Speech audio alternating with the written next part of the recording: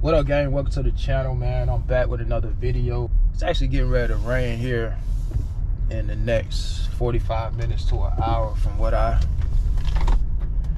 seen as far as the forecast is concerned.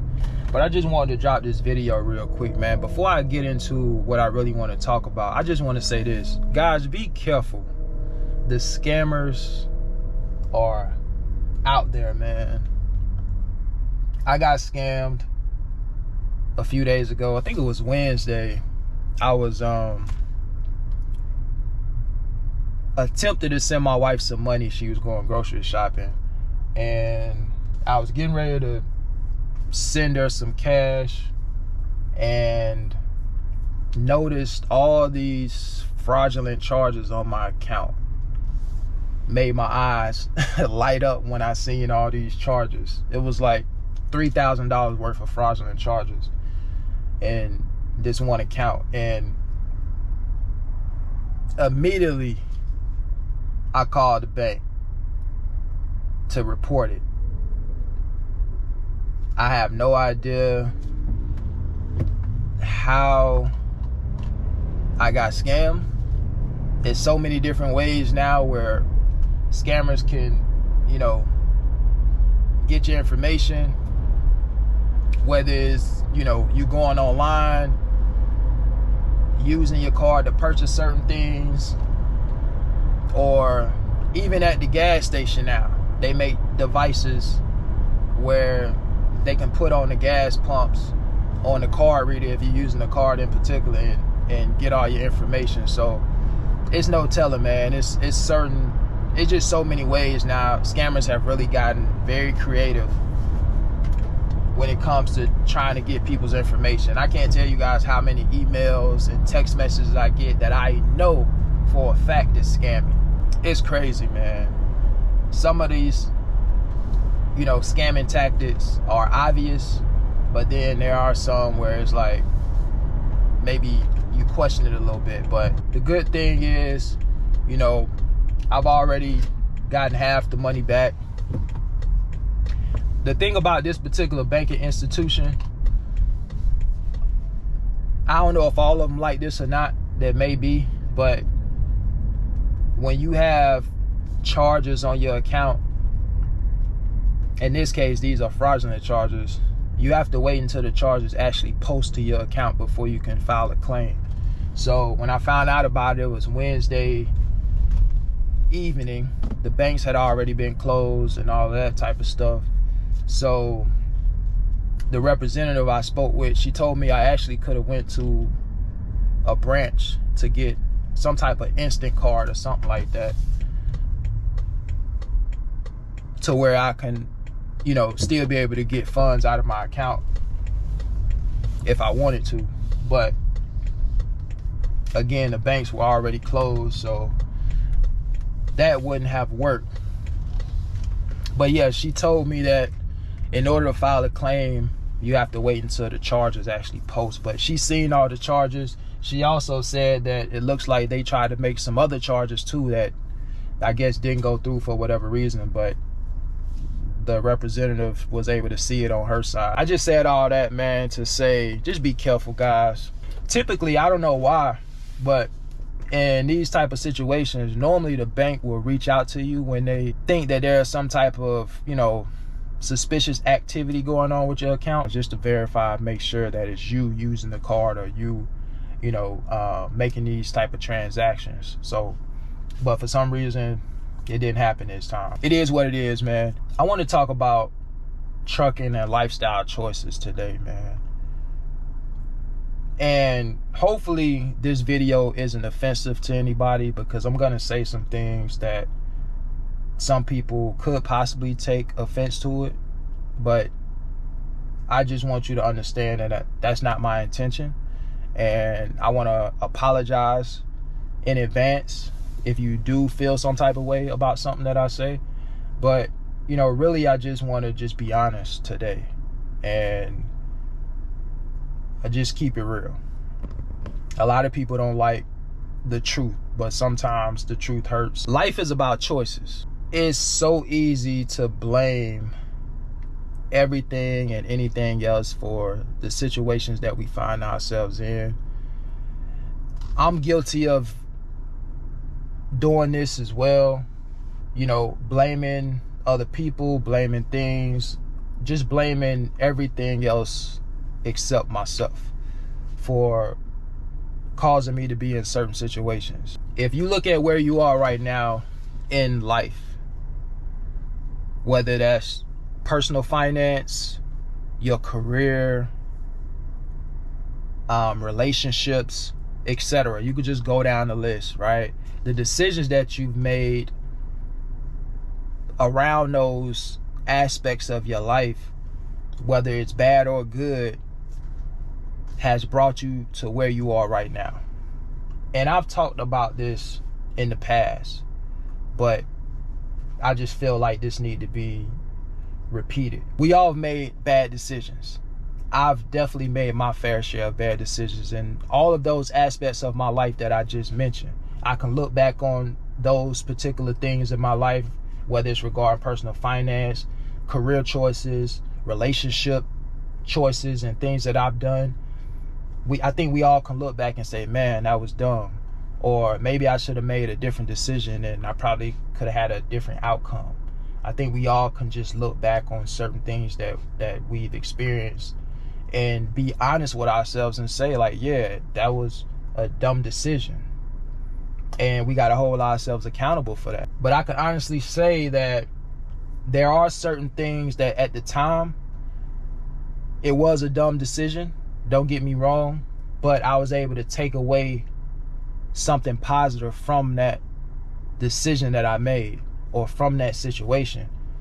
And I think oftentimes a lot of us are able to do that. A lot of us may experience some things that in the moment it may feel like it's a bad decision, but if you're able to take away something positive from that you can implement into your life today to help you to go about whatever that is with a different approach, to give you more of a positive outcome, then it really wasn't a bad situation, right? Because you were able to learn something from it, to whereas now you won't make the same mistake. The problem is a lot of us don't learn from the decisions that we made, and we repeat the same decisions, and we wonder why we get the same outcome. Learn from your mistakes and try not to repeat the same mistake. If you get married to an individual that really doesn't align with your values and doesn't really have the same outlook on life on certain things, then your relationship is gonna suffer. It just is what it is. If that partner is not like-minded, they don't necessarily have to be exactly like you, because I do believe opposites can attract. But if y'all don't have the same type of vision and outlook on life on certain things, with most things, then it's probably going to be some challenges that you guys are going to face along the way that could ultimately lead to you guys separating. Or if you're married, it could possibly lead to a divorce. I don't want to get into the nuances of marriage because, you know, there are a lot of different things that you can do in a marriage that could lead to a divorce, right? So I won't get into that. But I'm just trying to make a point that if you guys aren't like-minded and trying to come to a common goal, it's probably not going to end well. When we look at trucking, for example, you know, all of us have all these different jobs that we're doing in the trucking industry, but not all of us have the same mindset when it comes to personal finance and managing money. A lot of us make a pretty good salary in terms of what society deems to be a good salary based on where you live, but somehow we still find a way to mismanage our funds, whether it's overspending and just not thinking about the future, right, long term, and certain things that could happen. We don't really position ourselves for those moments where something can happen. And that's how we find ourselves in financial hardships and struggling, because we didn't plan for the uncertainty and different things that can happen that a lot of times may be out of your control, like the loss of a job, for example, or COVID, right? Who could have imagined that happening? We don't plan for those moments a lot of times. And then when they happen, we get caught off guard and blindsided. And now we have to scramble trying to figure out, okay, how are we going to get through this? Life is about choices, man. 99% of the choices that we make in life, we can bounce back from. 99%. That's my opinion. The other 1% is those things that happen that you just don't have any control over. If somebody rear-end you at a stop sign, you don't have no control over that. You can't control the way somebody else is driving. So it's certain things in life that you can't control. But the 99%, you can control that. You can make certain decisions that can prevent certain things from happening to you. Like, for example, right? I know people personally who I grew up with, friends, family members, just certain people who are struggling financially.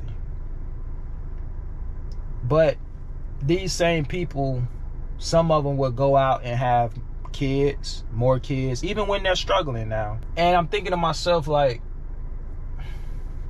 you already struggling trying to make it with what you have right now. You're going to add a child in the equation, which is another expense. It's just certain decisions and certain choices that we make in life to where we make it so hard on ourselves. And this is just something that we don't want to hear, but it's just the truth, man. It could be, you know, buying an expensive vehicle. I talked about this a bunch of times, but I love C8s, Corvettes.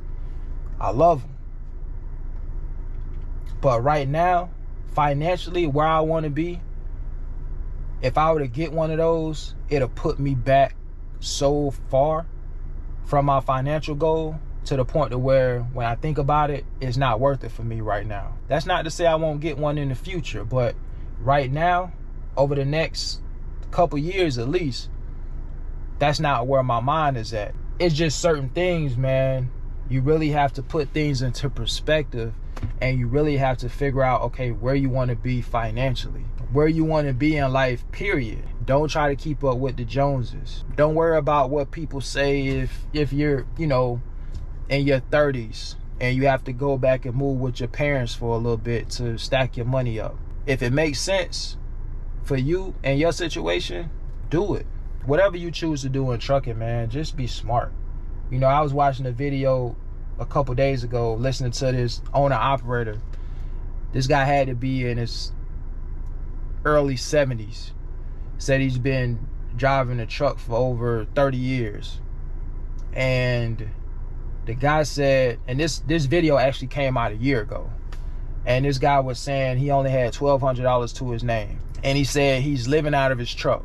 And after hearing this story, man, I'm like, man, how do you end up in that type of situation after being in the trucking industry for so long? There's a lot of different decisions that you can make to put yourself in that type of situation. And I won't go down that, you know, rabbit hole right now. I may make a video about that later on in the future.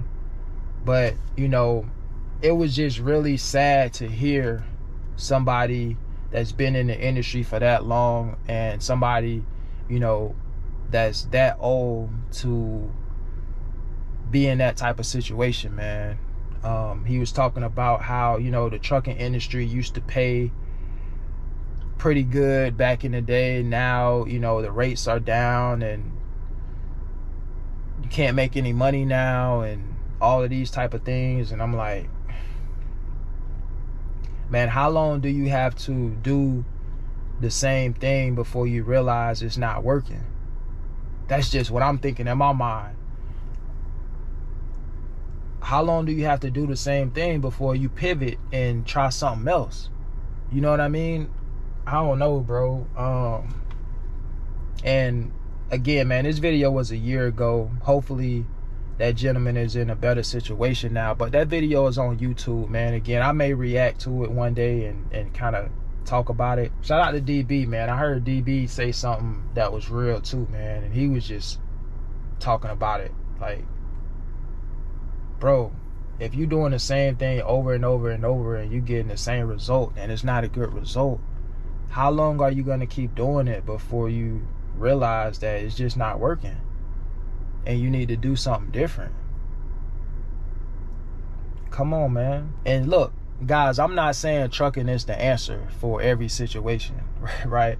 That's not what I'm saying. But what I am saying is, I know when it comes to making money, you could definitely make money in trucking. Now, what you do with that money and how you live your lifestyle and how you manage your money and, you know, what you know about personal finance and how you invest your money, that's a whole nother conversation. I'm a realist, bro. And again, I said this in a previous video, I'm all about accountability. I don't play the blame game because I know that so much about life comes down to the choices that we make. Period. I don't care what you tell me. 99% of the things that we experience in life comes down to our choices. It's that phrase, bad things happen to good people all the time. So again, life is unpredictable that way, but that's part of that 1%. 99% of the things that happen to us, I feel like we can control. That's all I got for you guys, man. Look, I'll catch you guys on the next one. Peace.